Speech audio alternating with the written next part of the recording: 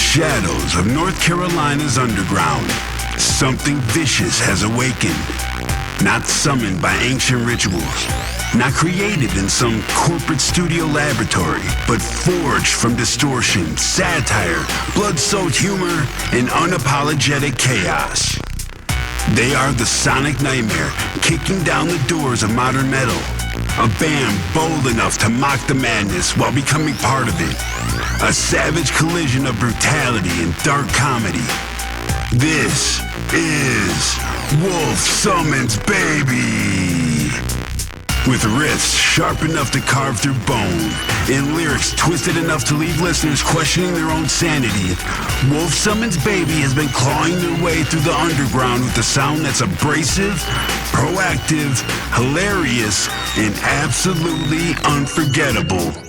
From Dogman Is Real to tracks like The Satan Song and Rest Is for the Living, they've become a growing force in the underground metal scene. And now they're preparing to unleash chaos at Nightmare on Franklin Street this Halloween season in Chapel Hill. Tonight, the Wolves enter the hot seat. Get ready for a deep dive into the madness, the music, the satire, the struggles, and the savage realities behind underground metal culture.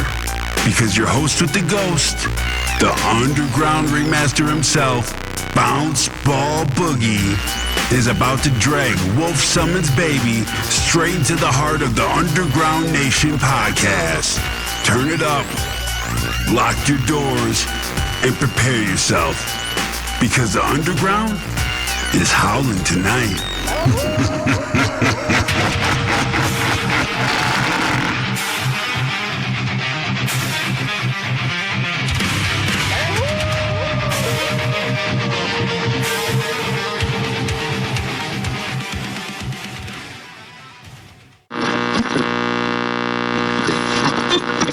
Yo, yo, yo, yo! What's up, Underground Nation? It's your host with the ghost of Bounce Ball Boogie. Back again with another episode where we don't just scratch the surface, we dig beneath the graves of the underground to unearth the rawest, most unfiltered sound on this side of madness.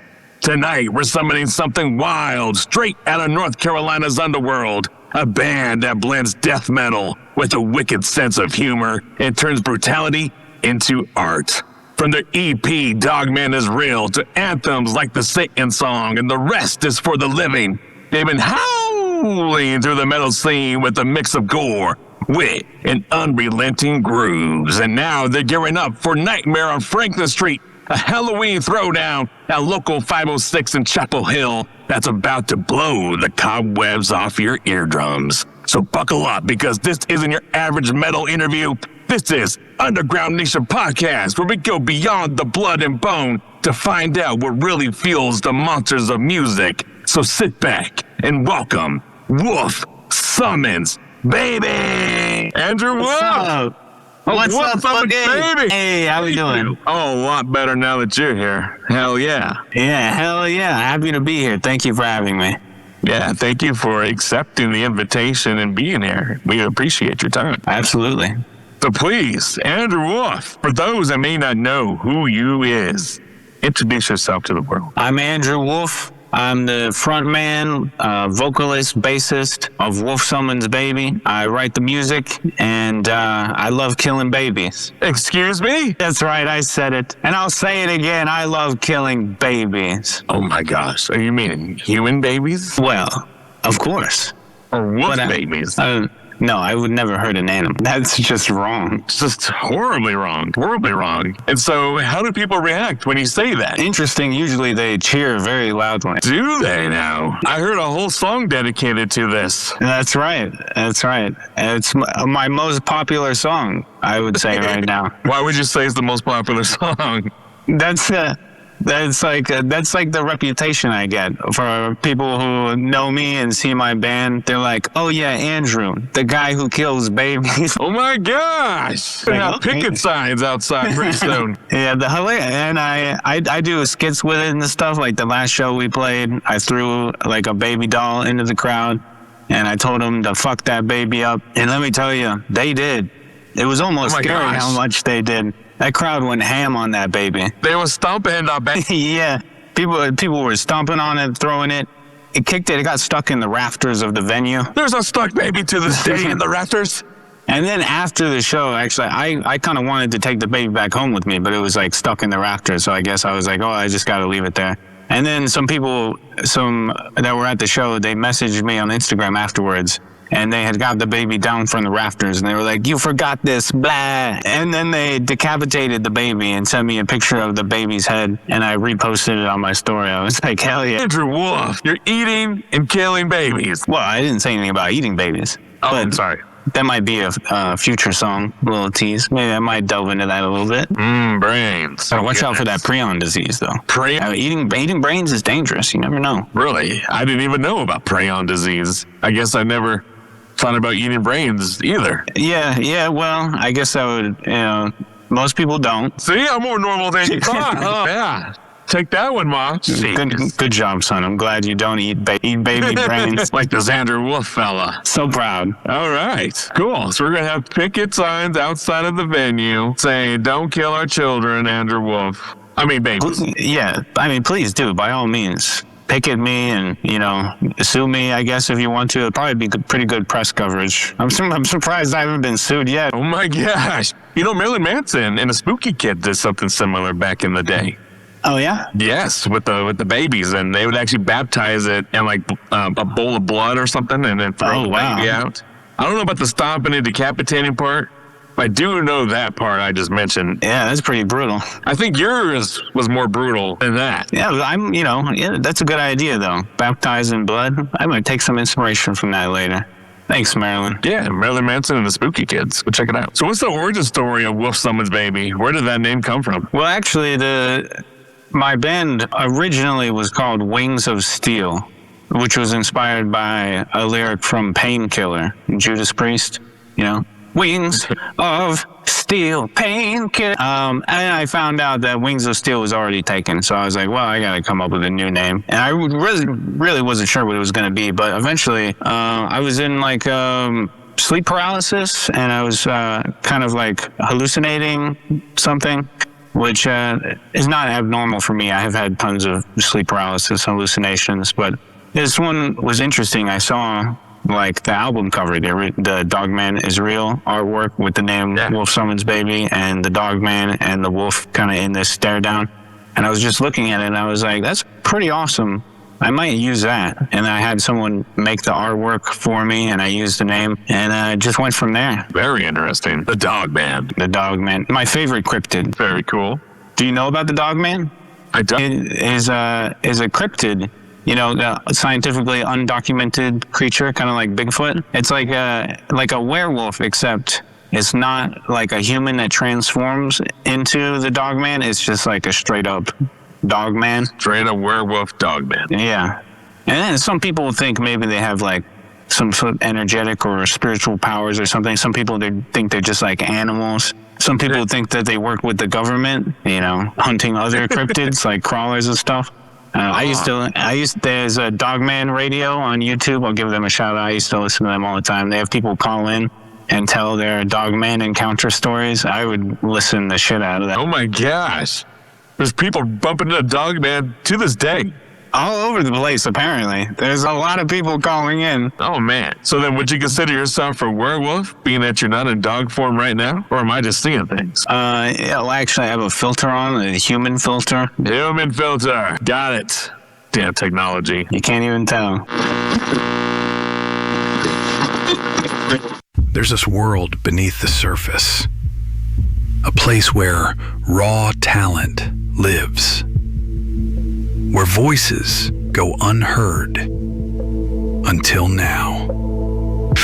Welcome to Underground Nation, the home of the unheard, the stage for the next wave, the movement where artists, entrepreneurs, and creators rise from the shadows and take their place in the spotlight. Head over to underground-nation.com. Download the app today and step inside the experience. Dive into exclusive news articles, unfiltered reviews, powerful podcasts, and a full collection of magazine issues showcasing talent from across the globe. Discover your next favorite artist before the world catches on.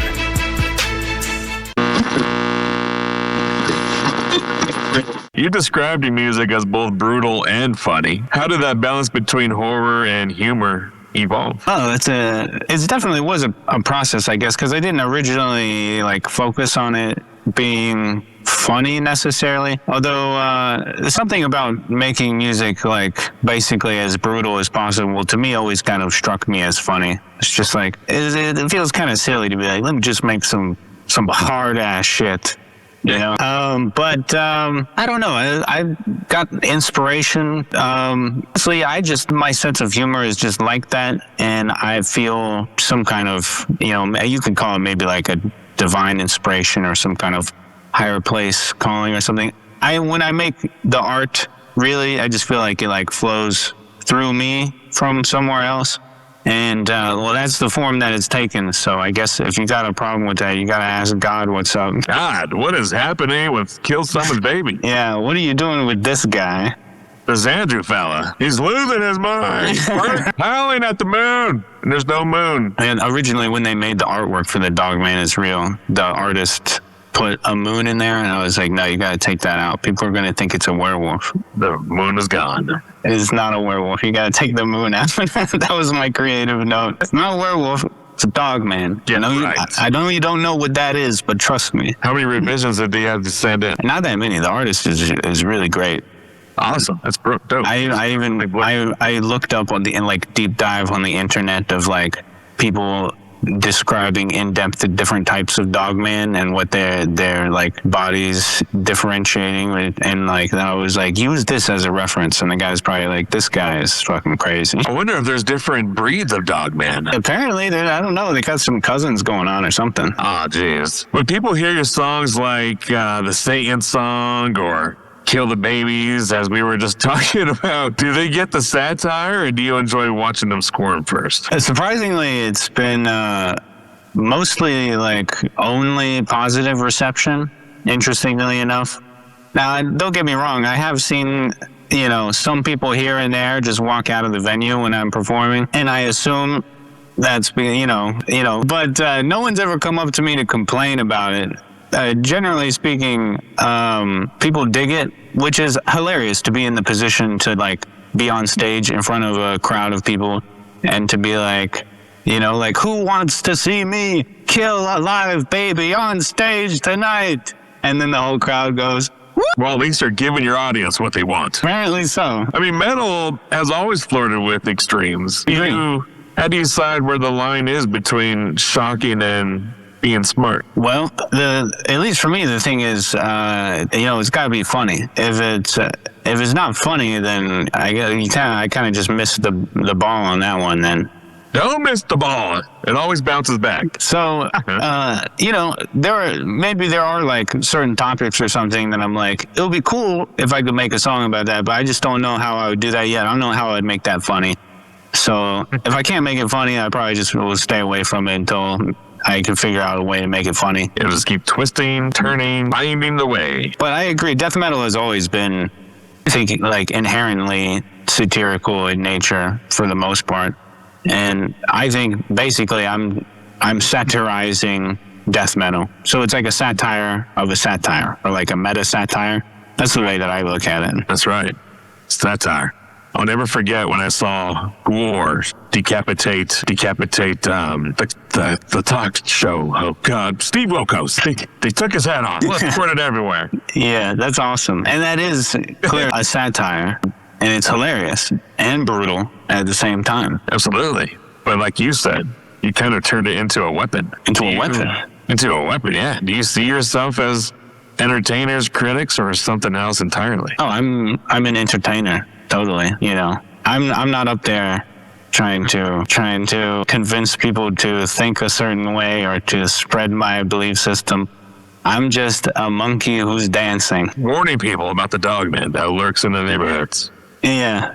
No, I don't take myself too seriously, and I honestly sometimes it kind of rubs me the wrong way when other people do, when other musicians and stuff try to invoke like a message and try to convince people to think a certain way about certain things, whatever it may be, politics, religion, whatever. It's like, you're a performer. What are you doing? Like, and how arrogant are you that you think that your idea, you understand everything so well that everyone else should think like you do? To me, that just seems crazy. It is crazy. It is crazy. Some artists wait to be discovered. Others step into the shadows and take their shot. Welcome to Mic Check Thursday, hosted by the host with the ghost, Bounce Ball Boogie. Every week, the boogeyman opens the gates, searching for the realest voices in the underground. No industry politics, no fake hype, just raw talent and honest feedback. Think you've got a hot track? For just 99 coins, submit your song and get one guaranteed play live. Get reviewed by Bounce Ball Boogie and the full panel of creatures from the Boogieverse. And if your sound hits different, you might earn something most artists never get: a personal invitation to a spotlight interview on the official Underground Nation podcast. This isn't a contest. This is a gateway to exposure, to community, to your next level. Join us live for Mic Check Thursday. Bring your track, bring your courage, and step into the Boogieverse. The Underground is watching. Are you ready to be heard?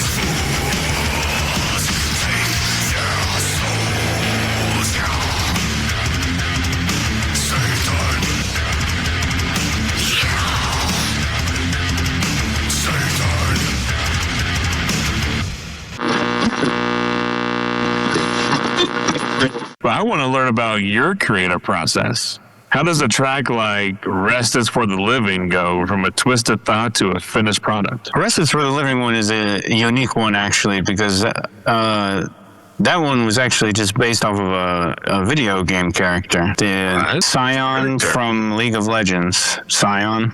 At the time I wrote that song, I think I was playing a League of Legends, and I just thought Scion was such like a brutal character, like this just big monster that just like he's just out for blood. And I was like, and actually all the lyrics in that song are actually things that Scion says in League of Legends, like his video game quotes. Yeah. And I just like turned it into a song. just because I liked him. Did you ever tell it to anyone else, or is that exclusive here on Underground Nation? Some people know, but it's not something I usually go around mentioning, so probably not that many people know. And if you don't know, now you know. League of Legends. Yeah, which don't try to play League of Legends with me. I don't want to play anymore. Oh, man. I sank so many hours in that game, I can't touch it. Can't touch it. It's over. It's a thing of the past. All right, I get it. Well, what themes or real-life experiences inspire the brutality behind your lyrics? Well, I don't know necessarily if any actually do, unless you were to think about like what would potentially shape my sense of humor, which is an interesting question. And I don't know if I would really have a good answer for that. I feel like I've always had an interesting sense of humor. I think that's kind of just the way I am. And I kind of just embed that into the music. Honestly, I wouldn't have a specific thing to point at to be like, this made me laugh at dark things or blah, blah, blah, blah, blah. I've always enjoyed it. Yeah, absolutely. Me too. I've always enjoyed playing in the dark. Yeah.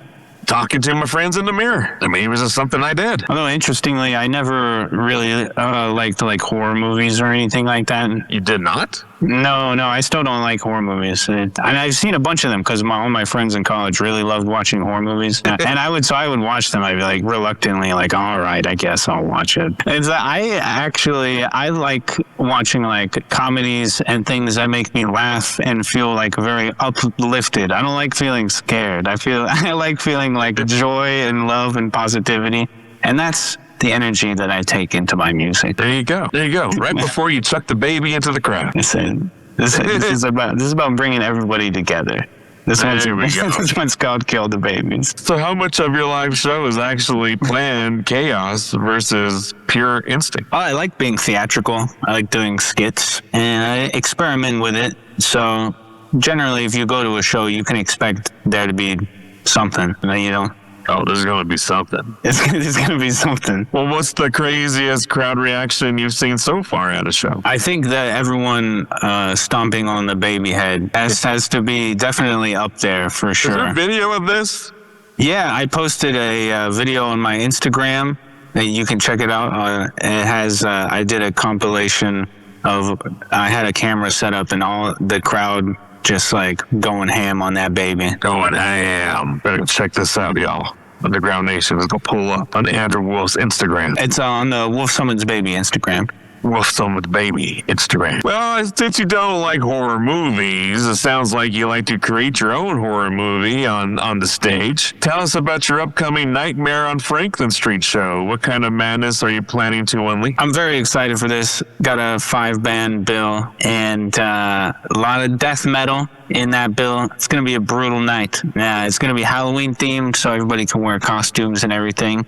And, be prepared for something crazy. But, yeah, if you want to know what it is, you just have to be there. Come on, give us a hint. Little something. Well, let's see. One small thing that I'll probably will incorporate is I brought some breakaway bottles recently, so I might throw those in the mix. Bottles are getting broken. Oh, yeah. Well, this is going to be fun. What do you think sets Wolf Summons Baby apart from other underground metal acts? Well, they don't usually talk about killing babies, for one thing. That is very true. I don't know why. Talked about a whole bunch of other stuff. I think I just have a much higher willingness to just say crazy shit and just like see how it goes. I think a lot of people, even though they think it's funny, they kind of shy away from actually being the guy to say the crazy shit because understandable, maybe you have a professional career that you don't want to get fired from or something. Although that never stopped me. I'm a registered nurse and I was doing this the whole time while I'm working. That's what you're doing today still? Actually, recently stopped nursing. Still have an active license, but I don't think I'll go back to it. I'm actually planning on taking over my mom's accounting business, and I've been doing work as a stagehand as well. Oh, wow. Right on. Taking over the business. Well, good luck on that venture. Thank you. Is there ever a fear that satire might get misunderstood, or is that just part of the thrill? Well, some people will misunderstand it. I think that's inevitable. Or even if they don't misunderstand it, they will at least, some people will take a stance against it based on the assumption that other people will think it's bad. And then because they want other people to think that they're good. So they'll be like, I stand against this because I want everyone to think that I'm a good person or some shit like that. Which is fine. And some people, I guess, inevitably will actually be offended, which sucks. But I mean, I don't think that's a good enough reason for me to not want to do the things that I want to do. And I think probably so many more people will enjoy it than will be offended by it that it is what it is. It is what it is. It's always going to be a hater, someone mad in the corner. Oh, well. Yeah, I mean, really, I think it's my purpose. So it wouldn't really make sense for me to shy away from my purpose, the thing that I'm supposed to do, just because some people won't like it. That's right. You stay true to that purpose, Andrew. Which is a hilarious thing to say. Yes, writing music about killing babies, this is my purpose. But I mean that. Why do you feel it's your purpose and to say it like that? Well, I suppose I just feel very strongly about it. It seems obvious to me, like this is what I'm supposed to be doing. Everything seems to align in that direction. I love doing it. I get very positive reception for doing it.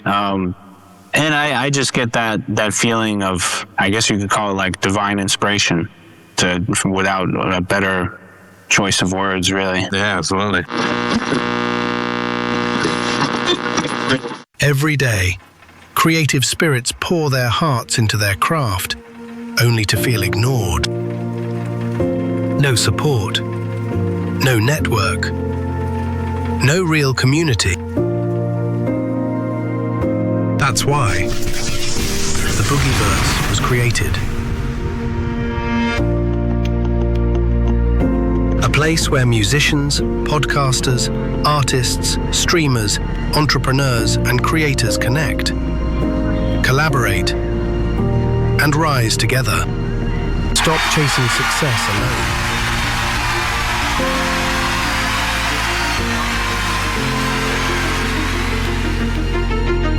Join the Boogieverse Discord today, where creative spirits build each other up to greatness.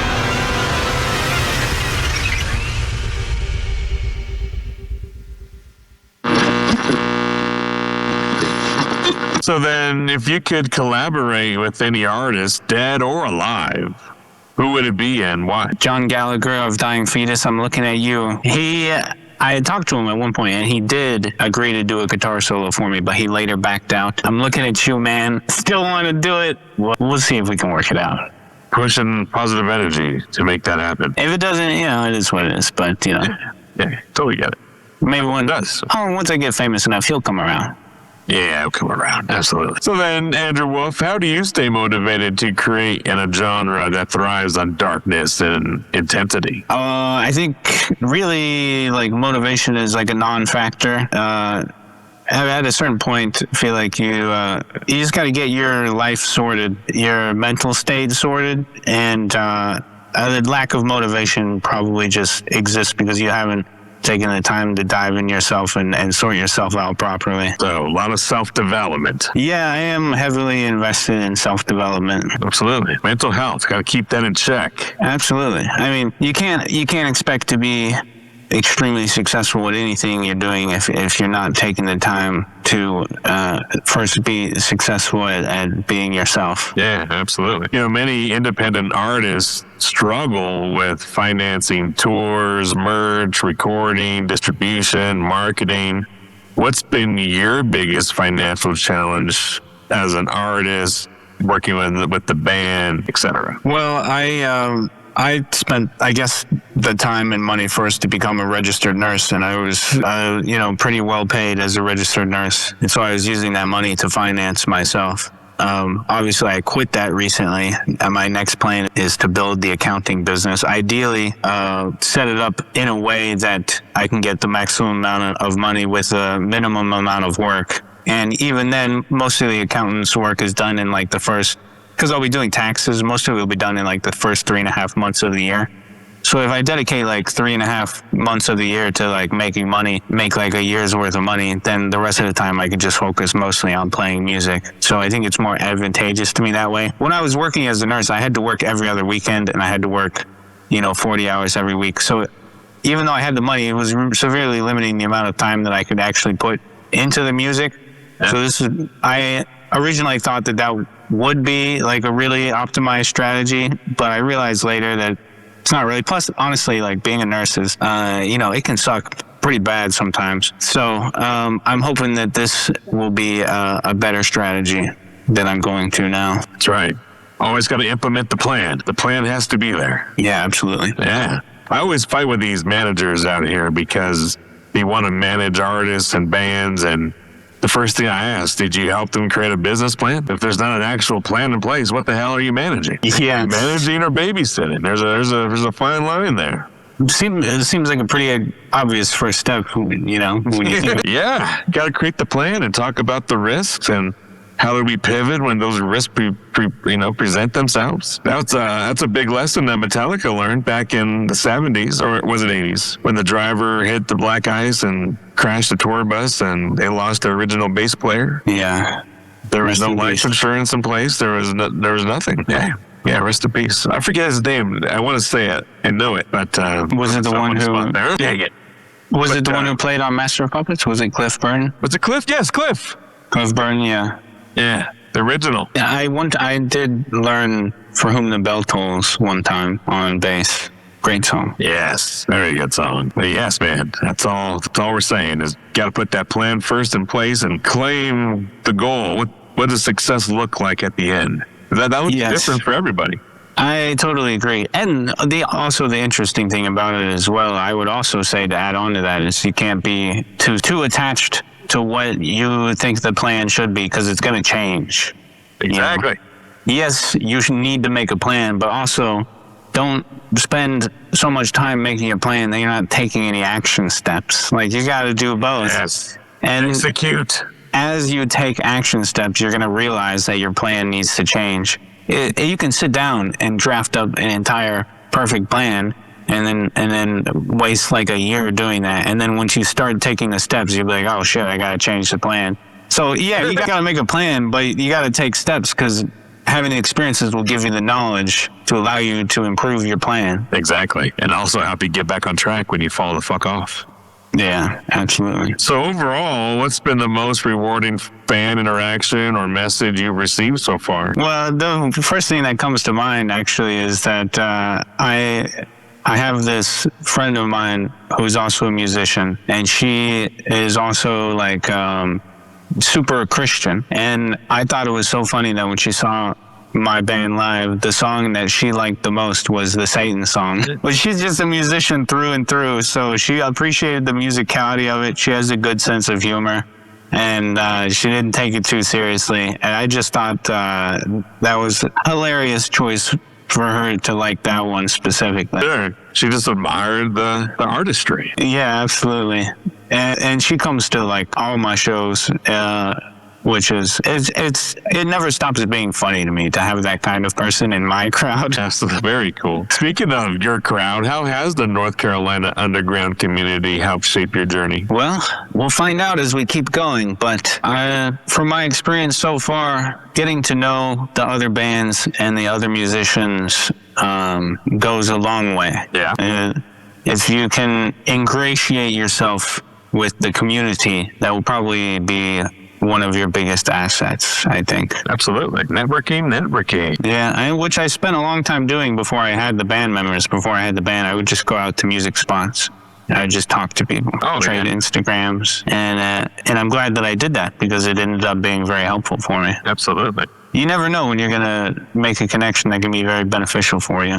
Yes.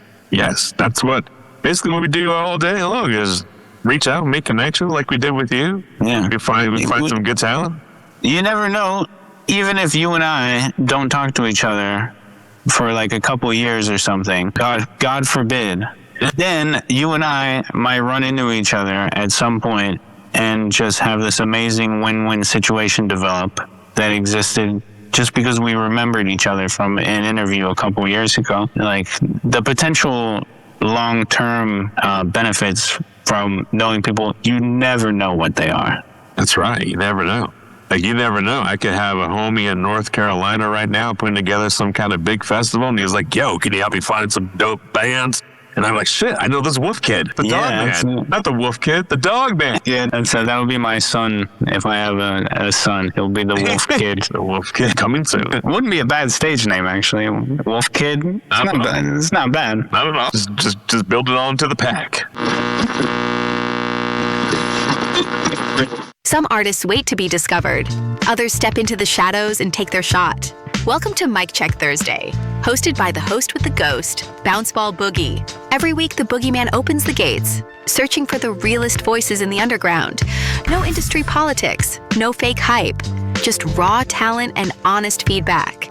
Think you've got a hot track? For just 99 coins, submit your song and get one guaranteed play live. Get reviewed by Bounce Ball Boogie and the full panel of creatures from the Boogieverse. And if your sound hits different, you might earn something most artists never get: a personal invitation to a spotlight interview on the official Underground Nation podcast. This isn't a contest. This is a gateway to exposure, to community, to your next level. Join us live for Mic Check Thursday.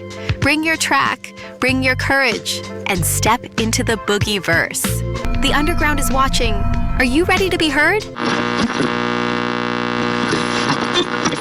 Now, mental and emotional burnout hits all artists across all genres. How do you protect your creative energy while staying in this heavy genre? I focused a lot of time on learning how to, I guess you could say, like, manipulate my emotional state. So you could like body hacking, they call it, I think. For example, there are habits, actions that you can take on a daily basis to improve how you feel. I do a lot of meditating. I take cold showers. I do breath work, breath exercises, things like this. When you stack all these positive habits on top of each other, it sets you in a place where you're much more likely to have success. And then when you do have that rut of demotivation or feeling down or something, if you know the actionable steps that you can take to work against that, to put yourself back in the positive direction, because there are things that you can take that can have an immediate or long-lasting benefit. So if you know what those things are and you can take those steps when you're feeling that way, then you can negate a lot of the negative side effects of those kinds of feelings. Yeah, absolutely. And plus being able to pour into your music as an outlet, that's always a plus. Yeah. I mean, cold showers for me is a big one. I know a lot of people joke on cold showers, and I did too. When I first, people told me to take cold showers, there's no way I'm fucking doing that. But when I learned the science behind it, I became more motivated by it. Cold exposure causes a significant and long-lasting release of dopamine in your brain. So it literally makes you feel better when you sit in the cold water, have the cold water run on you for like a minute, a couple minutes. It literally just releases dopamine in your brain and makes you feel better. So if you just do shit like that like literally makes you feel better chemically, then you're gonna start feeling better to some extent, right? It seems kind of obvious. Yeah. So you're telling me I should try to jump in the cold shower tomorrow morning? Give it a shot. You might like it. Because I've always said the same thing you did. Fuck that. I'm doing it. Yeah, well, I'm addicted to it now. I do it every time I take a shower during the morning or the day or whatever. At the end of it, I just turn it as cold as it can go, and I just stand in there and just but it makes me feel great. It really does. So, I'm not, and I need it too, because if I slack on all this stuff, then I can be very neurotic, like a lot of other musicians, we can be very neurotic. But that's how I combat that, is by doing things like cold showers. Cold shower. I'm going to give it a shot, and I'm going to report back to you. Okay. You gotta stay in there for at least 1 minute. Okay. All right. That shouldn't be too hard, right? Well, we'll see. All right. I will say you get used to it over time. It might hit you kind of hard at first, but you get used to it. Okay. It's like taking a shot of whiskey your very first time. But then you start to get used to it. You know what I'm saying? It gets easier. And then you just take a whiskey every day. I don't recommend that. Don't. Whiskey's bad. Whiskey turns good men to evil dogman that will possibly eat your brains. Potentially. But that's the risk you take when you live life on the edge.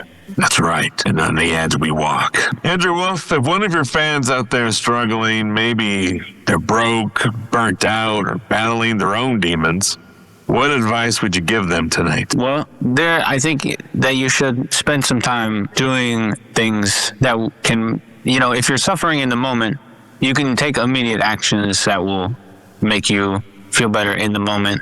You can research things like physiological sighs and cold showers and meditation. But if you want to improve yourself in the long term, you're going to have to dive a little deeper, and you're going to have to face those demons that you have. The thing is, if you can allow yourself to fully experience those emotions that you're hiding that are causing you trouble, then they will start to resolve themselves naturally. And you can do that during your meditations, doing some breath work and things like that. I will say the good news is that you can fix it, if you put in the time and the work and the effort. I know it sucks, and I know you don't want to when you're in that moment, but you can fix it, and I believe in you, and I think you should. And also, you can go get help from like a psychiatrist or something if you need to. That's okay too. Sometimes people need that. Sometimes the other stuff's not enough. Everyone's in a different situation. But I'd say, keep your chin up, kid. Right from the Dogman himself. That was really well said. Thank you. You could tell you really meant that. Right from the dog heart that you have. And then fucking kill yourself. Son of a bitch. Andrew Wolf, is there any shout-outs or thank yous or maybe anything we forgot to promote? Please take this time to shine. I appreciate that. Well, I want to give a shout-out to you, Mr. Boogie, for having me on the show. Yeah, thank you. He's got some sick music of his own. If you haven't listened to it, I recommend you look it up. Appreciate that. And you definitely should go look it up. You get your bounce on and boogie your way to bed. Other than that, I'm headed. I'm just looking forward to playing some dope shows. And well, if you want to get a physical copy of my Dogman Is Real CD, then you can buy one online. It'll get shipped to you. You can just go to my Instagram at Wolf Summons Baby. It's in the link tree. That's right. Wolf Summons Baby. Wow. We're very excited for you and Nightmare on Franklin Street coming up on October 25th at Local 506 in Chapel Hill. It's going to be a good one. It sounds like it's going to be a great one.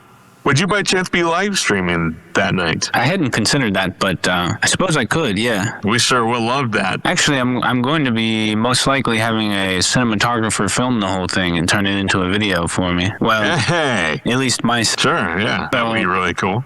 I could potentially... I could live stream it on my phone, and then later on I'll have a real nice done-up version to go on YouTube. Oh, man. The possibilities. Well... That was one wicked ride with the beast of satire, Andrew Wolf of Wolf Summons Baby. Let me try. That was a good one. Thanks. I really tried. You sure you're not a dog man? I've been looking for you. I cannot confirm that. I'm going to have to come find you. What if I am a part? What if I am a werewolf? How would I know if I enter a complete whole other state of mind? I guess you wouldn't remember. Like, do you ever wake up with all your clothing torn and blood? Imagine all my fresh clothes just ripped. Now that you mention it, sometimes I do just wake up with like blood and torn clothing all over me. But I never put the two pieces together. Never thought of it like that, Andrew. Shit, the Midnight Killer they've been talking about on TV. That could be me. Crap. That could be the big shadow man on it. You just might solve some mysteries there, Andrew Wolf. Well, if I do, cool. I'm not really trying to. There you go. Go follow Wolf Summons Baby. Go to the link tree in Wolf Summons Baby's link in bio to like, follow, and subscribe to everything that's Wolf Summons Baby on all social media and streaming platforms. And keep your eyes peeled for the live possible live stream, Nightmare on Franklin Street, October 25th at Local 506 in Chapel Hill. And make sure for everything rumbling beneath your feet in the underworld of sound, head over to underground-nation.com. And don't forget to subscribe to the Underground Nation podcast on your favorite streaming platform. Drop us a review, take a snapshot, and send it in so you can get a shout out on a future episode, just like I'm about to do right now.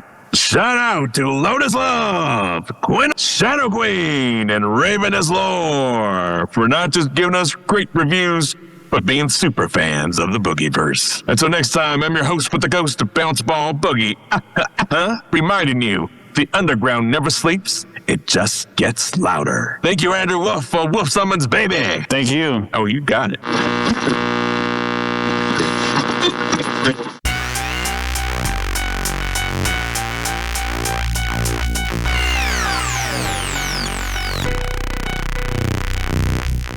A massive shout out and thank you to the savage minds of Wolf Summons Baby for stepping into the darkness tonight here on the Underground Nation podcast with your host with the ghost, Bounce Ball Boogie.